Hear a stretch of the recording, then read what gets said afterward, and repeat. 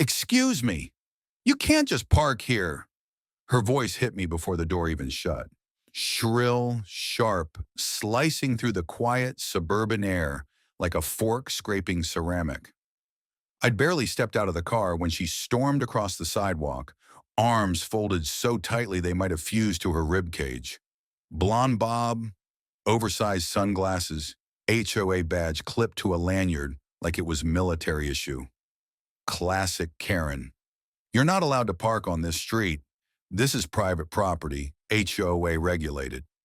I blinked once, took a breath, and looked up at her without saying a word. You deaf? I said you can't park here. Residents only. I'm visiting, I said calmly. Just for a few minutes. She snorted. And who are you visiting exactly? I motioned to the house down the block. That one. Her eyes narrowed. The Rodriguez house. Yeah, no, they don't have visitors. And even if they did, visitors park in the designated overflow lot, 2 blocks that way. She jabbed a manicured finger down the street like she was ordering me into exile. I nodded slowly, polite. I appreciate the info. Karen wasn't done. Appreciate the info? She echoed mockingly. Oh, you must be new. Around here, we follow the rules. This isn't some dumpy part of town where you can just roll in and take up space. A couple of lawn mowers buzzed faintly in the distance. A sprinkler clicked on somewhere. The air smelled like new mulch and entitlement. You know what? She added, stepping back toward the sidewalk, pulling out her phone. I'm calling the sheriff. Let him sort it out. Maybe then you'll learn how things work in a managed community. I opened my mouth to say something, anything, but then I stopped. Let her call. You ever been accused of something for just existing? Just being in a place someone thinks you shouldn't? Yeah, that's what this was. Karen had her phone to her ear before I even turned to grab my jacket from the back seat. Yes, I'd like to report a suspicious vehicle parked illegally. Yes, a man, middle-aged, black, unshaven, possibly trespassing. She said it loud enough to make sure I heard every syllable. I shut the door, stood by the curb, arms folded now too. If she was trying to make me uncomfortable, it wasn't working. I'd seen worse, much worse. But I'll admit, hearing the words suspicious and possibly trespassing from a woman like that in a neighborhood like this stirred something low in my gut. Not fear, not quite, but memory. Memory of all the times this had played out badly for other people. She ended the call with a smug little flourish and looked me up and down like she was trying to assign a price tag. Sheriff's on his way, she said. Better have your license ready. I will, I said. Thanks for the warning. She squinted. What's your name? I smiled slightly. Don't worry, he knows me. Oh, does he? She smirked, like she'd caught me in some clever lie. And right there I almost laughed, because that was the part she didn't get. That was the thing she didn't know. He did know me, better than anyone else in this town, better than her, better than all the pearl-clutching HOA-Karens who thought their little clipboards gave them the power to police anyone they didn't recognize. He knew me because I raised him, and he was going to make her wish she'd never dialed. If you've ever been judged before someone knew your name, hit that like button. Drop a comment if you've met your own Karen, and don't forget to subscribe for the rest of this story. Trust me, you're going to want to hear what happened next. The wait didn't take long. 3, maybe 4 minutes later, a county patrol SUV rolled around the corner. Karen practically danced toward it, waving her arms like she was directing traffic. Officer, over here, that's the man. The car stopped. The door opened, and out stepped my son, uniform crisp, badge gleaming, expression unreadable. Karen didn't notice. Yet. Thank God you're here, she said, launching into her performance. This man parked illegally on HOA property. He's refusing to leave, and I'm honestly worried for my safety. That's when he looked at me. His eyes softened, just slightly. "Sir," he said, voice even, "you got ID?" I handed it over, not even blinking. Karen looked stunned.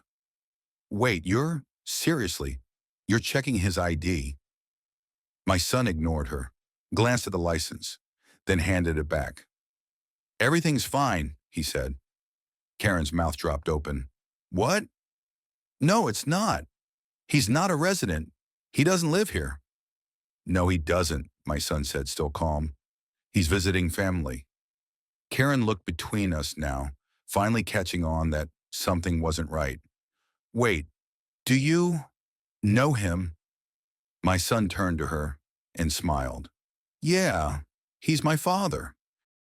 For a second, the air itself went still. Karen didn't speak, couldn't. Her jaw hung open like a broken hinge, her expression frozen somewhere between confusion and the creeping realization that she'd made a mistake she couldn't walk back. "I'm sorry, did you just say your father?" she finally managed, voice an octave higher now. My son didn't answer right away. He was watching her, measuring something invisible in the space between them. Maybe dignity, maybe danger. "Yes," he said, clear and calm. "He's here visiting me, which means he's not trespassing, and he's not suspicious. He's welcome." Karen blinked rapidly. "But he didn't say that. He didn't say he was related to you." "I wasn't required to," I said evenly. "You didn't ask." She turned to me, eyes narrowing. "You should have said something. You didn't give me the chance." A neighbor 2 doors down had stepped onto their porch, coffee mug in hand. Another leaned out from behind a car, pretending to water plants but clearly listening. Karen sensed the shift in attention and stiffened, trying to recover her posture. "Well, okay, maybe it's a misunderstanding," she said, attempting a laugh that didn't reach her eyes. "I was just following protocol. HOA has very clear parking rules. You know how it is." "I do," my son said. "And I also know those rules don't override state law or constitutional rights." That landed hard. Karen's face darkened. "I don't appreciate your tone, officer," she snapped. "I'm the HOA compliance chair, and it's my job to protect this neighborhood. It's my job to enforce the law," he said, still calm, still deadly. "And the law says my father can park on any public street that doesn't have posted restrictions, which this one doesn't."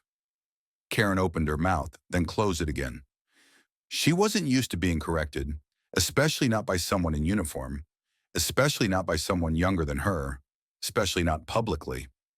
"I think we're done here," my son said, glancing once more at me, "unless you want to file a formal complaint, in which case you'll need to come down to the station." That pulled a new wave of panic into her eyes. "The station?" "Correct. Any official complaint must be documented, on record, with full personal information." Karen looked around. The neighbors were watching now, definitely watching. She took a breath, shook her head slightly. "No, no, I don't think that'll be necessary. Like I said, just a misunderstanding." He nodded once. "Then I'd suggest you head home. It's starting to look like you're disturbing the peace." Her lips pursed into a razor-thin line. Without another word, she spun on her heel and stormed back towards her manicured porch, arms tight against her sides like she could squeeze the humiliation out of her own body. I exhaled slowly, quietly. My son turned back to me. "You good?" I nodded. Didn't even break a sweat. He smirked. "Knew you'd say that." We stood there for a second, the wind tugging gently at the cuffs of his uniform. The lawn across the street buzzed faintly as a sprinkler spun to life. The world returned to normal, but something had shifted. He motioned with his head toward the house. "Come on inside. You haven't even had your coffee yet."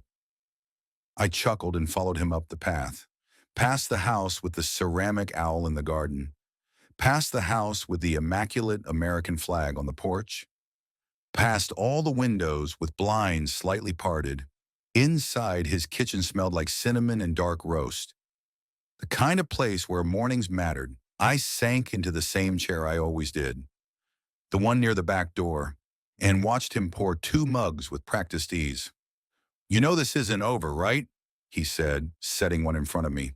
I nodded. "She's not the type to let go. She's already filed 3 complaints about other people this month," he added. 2 were for kids riding scooters on the sidewalk. "Serious crime," I said with a smirk. "She thinks she runs this place." "Doesn't she?" He paused. "She used to." He reached into a drawer, pulled out a thick folder, slid it across the table. "What's that?" "HOA bylaws," he said, "and a list of all the complaints filed by Karen over the last 18 months. You'd be surprised how many violations she invented." I flipped it open, page after page. Petty infractions, lawn height, fence color, unauthorized flower pots, even one for decorative flags expressing political sentiment. I whistled low. "She's not just nosy," he said. "She's weaponized." I leaned back. "And what are you going to do?" He looked me dead in the eye. "I'm going to fix it." Fixing it didn't mean some dramatic confrontation. That wasn't my son's way. He was precise, deliberate, like I'd taught him. You want to take power away from someone like Karen? You don't scream. You document. Over the next few days, he started making calls, quiet ones, to the county's HOA oversight board, to a friend in the zoning department, even to a lawyer he'd helped with a harassment case last year. Meanwhile, Karen did what Karens do. She escalated. 3 days after the parking incident, I came out to find a neon orange sticker on the windshield of my car. "Notice of violation, unauthorized vehicle in HOA zone." I peeled it off slowly, carefully. Under it was a folded paper, printed in bold Times New Roman. Section 14C, non-resident vehicle presence without prior notice. Immediate removal recommended. Repeat offenses may result in towing.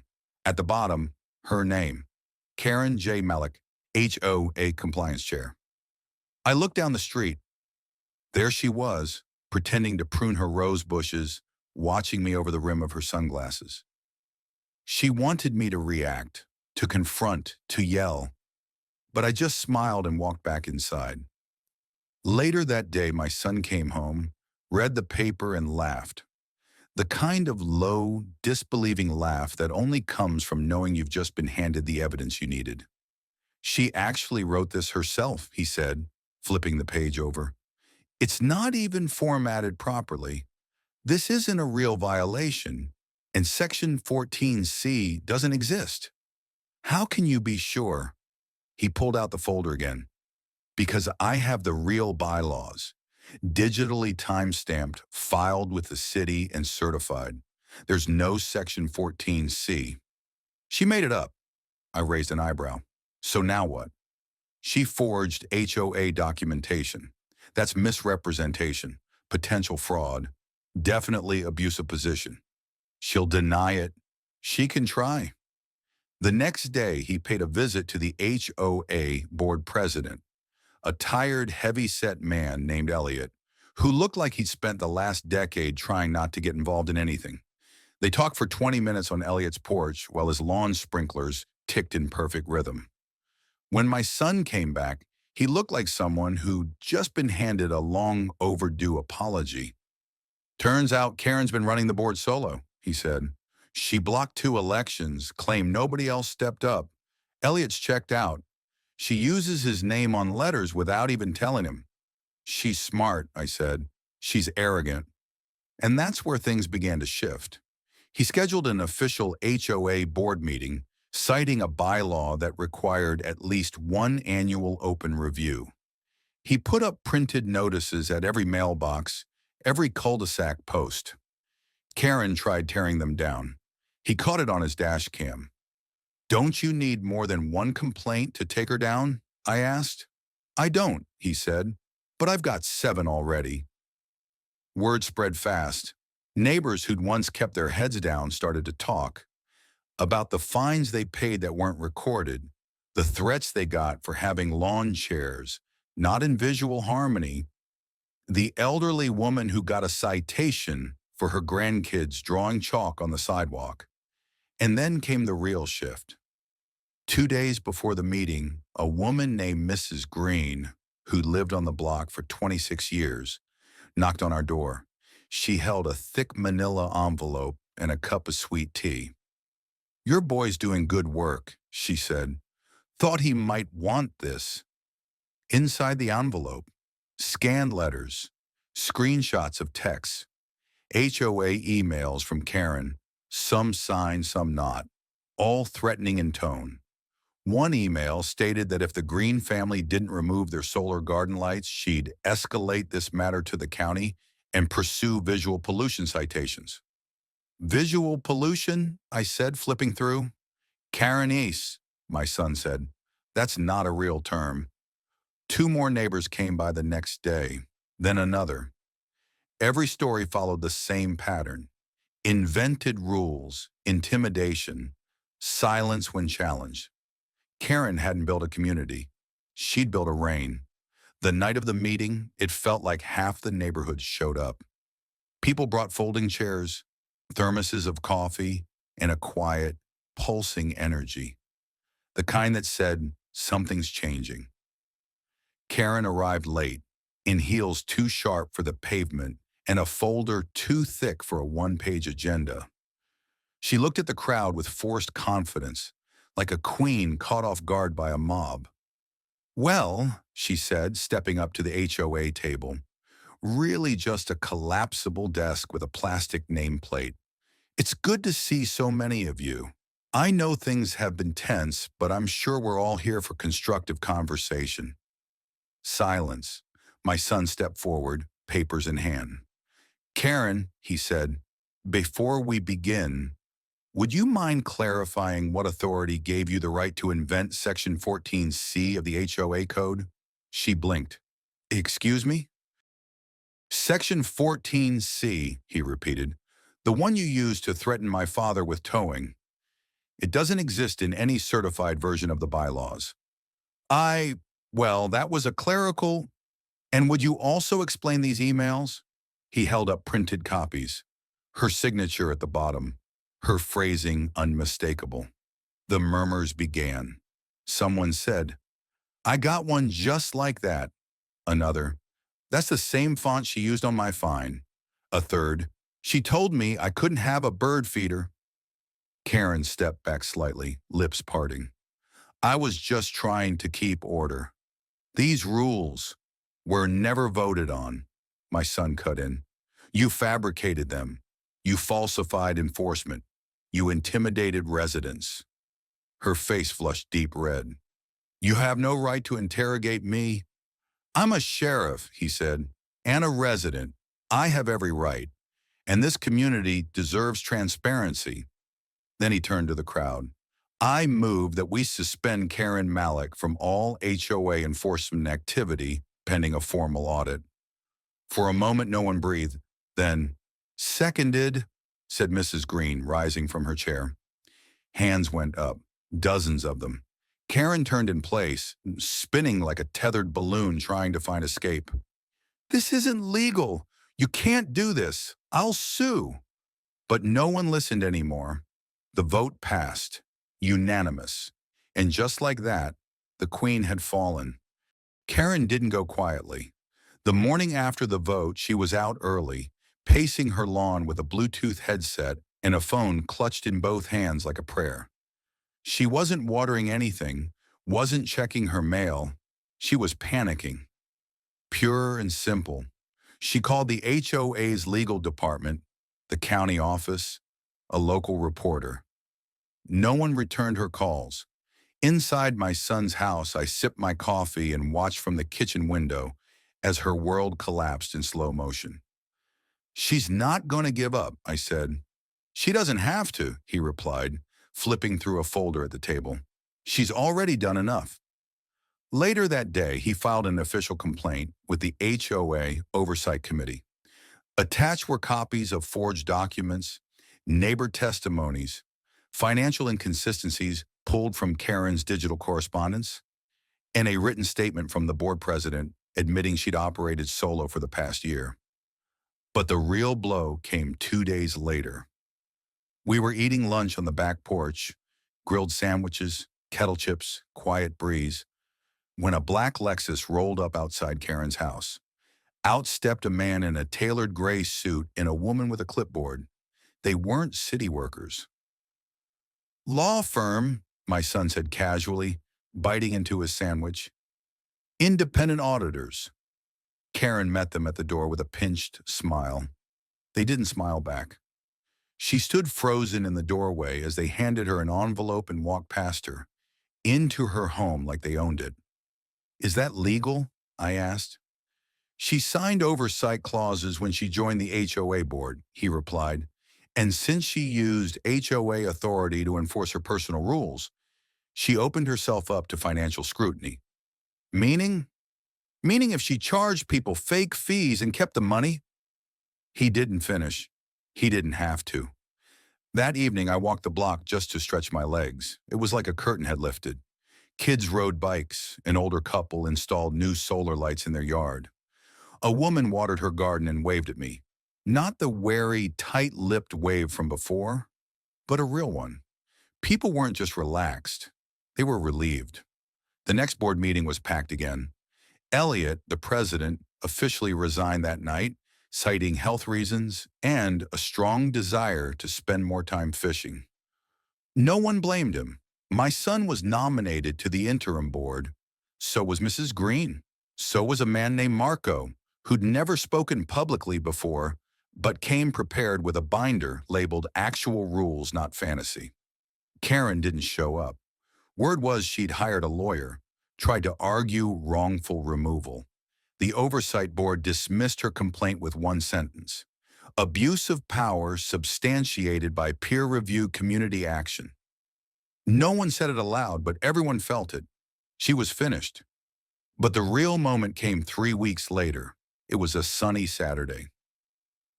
I was sitting on the front steps, sipping a beer, when a young man in a USPS uniform walked up with a small envelope. "Certified mail," he said, "for Mr. Malik." I raised an eyebrow. "I think you mean Ms. Malik," I corrected, nodding toward Karen's house. The mailman looked confused. "Check the envelope again." "Nope, this one's for you, sir."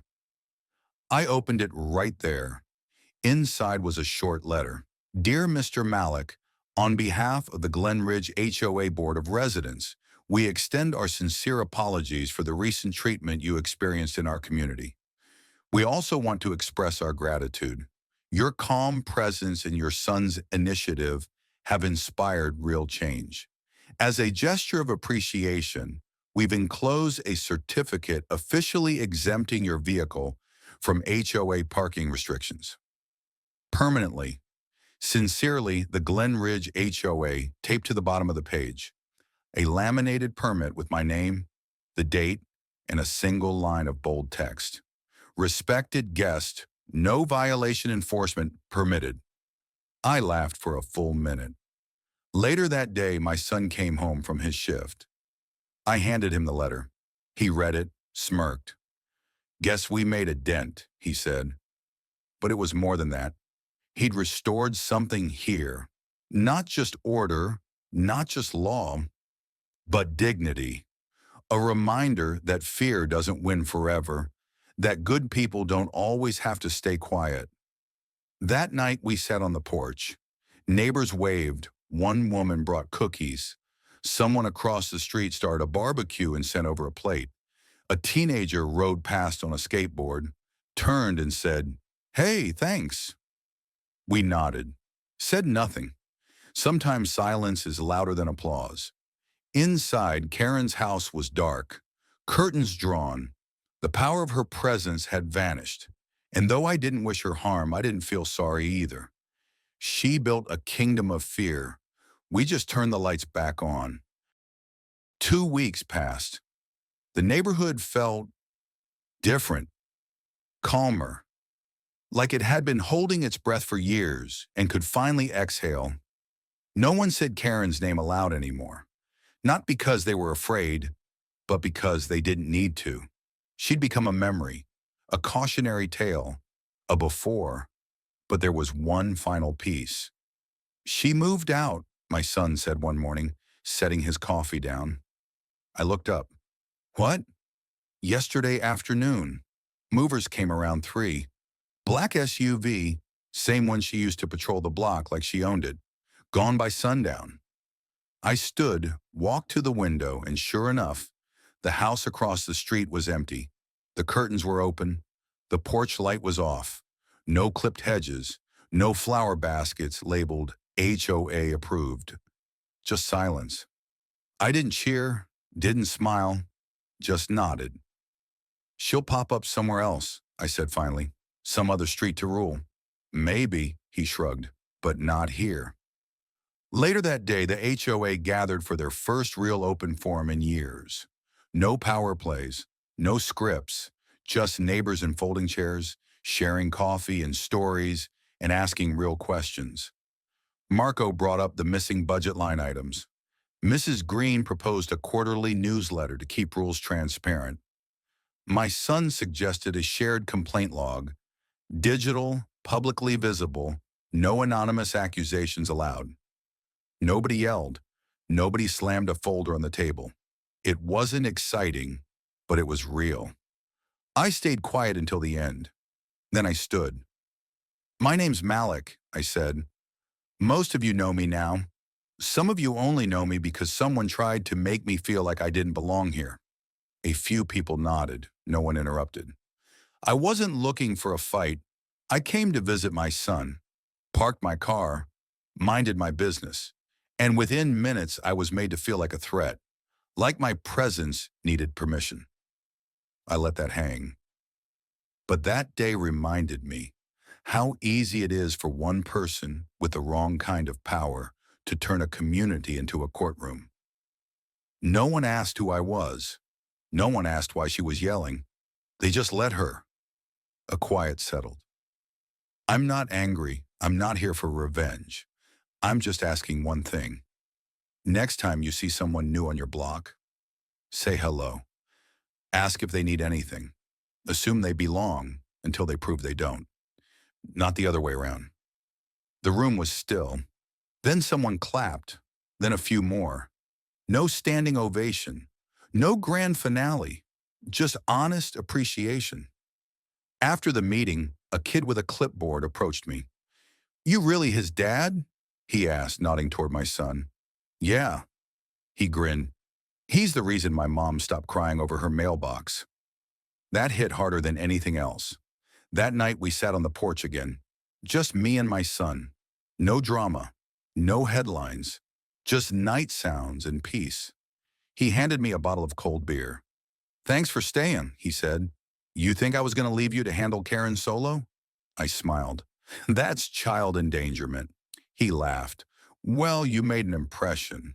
I sipped the beer, looked out over the now quiet street.